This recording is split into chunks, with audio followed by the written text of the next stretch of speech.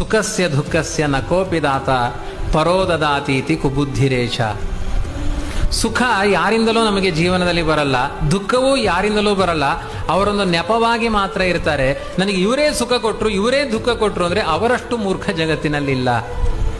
ನಮ್ಮ ಕರ್ಮದ ಗತಿಗನುಗುಣವಾಗಿ ಸುಖ ದುಃಖಗಳು ಒದಗಿ ಬರುತ್ತೆ. ಅದನ್ನು ಸ್ವೀಕಾರ ಮಾಡೋದ್ರಲ್ಲೂ ನಮ್ಮ ಯೋಗ್ಯತೆ ಇರುತ್ತೆ. ಕೆಲವರಿಗೆ ಸೊಳ್ಳೆ ಇಲ್ಲಿ ಬಂದರೆ ಸಾಕು ಬ್ಯಾಟ್ ತಗೊಂಡು ಹೊಡಿಬೇಕು ಅನಿಸುತ್ತೆ. ಕೆಲವರಿಗೆ ಕಚ್ಚಿ ರಕ್ತ ಕುಡಿತಾ ಇದ್ರು ಸುಮ್ಮನೆ ಕೂತಿರ್ತಾರೆ.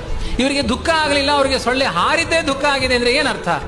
ನಿಮ್ಮ ಮನಸ್ಸಿನ ಮೇಲೆ ಅದು ಡಿಪೆಂಡ್ ಆಗಿದೆ. ಮನಃಪರಂ ಕಾರಣ ಮಾಮನಂತಿ ಸಂಸಾರ ಚಕ್ರಂ ಪರಿವರ್ತಯೇತ್ತತ್. ನಿಮ್ಮ ಮನಸ್ಸಿನ ಮೇಲೆ ಆಗುವ ಪರಿಣಾಮಗಳದು ಸುಖ ದುಃಖಗಳು. ನಿಮ್ಮ ಮನಸ್ಸನ್ನ ಸರಿ ಮಾಡಿಕೊಳ್ಳಿ, ಅವಾಗ ಅರ್ಥ ಆಗುತ್ತೆ ಸುಖ ದುಃಖಗಳಿಗೆ ಯಾರೂ ನೇತಾರರಿಲ್ಲ. ಸುಖಂ ಈಶೇಚ್ಛಯ ನೃಣ ದುಃಖಂ ಚಾಪಿ ತದಿಚ್ಛಯ.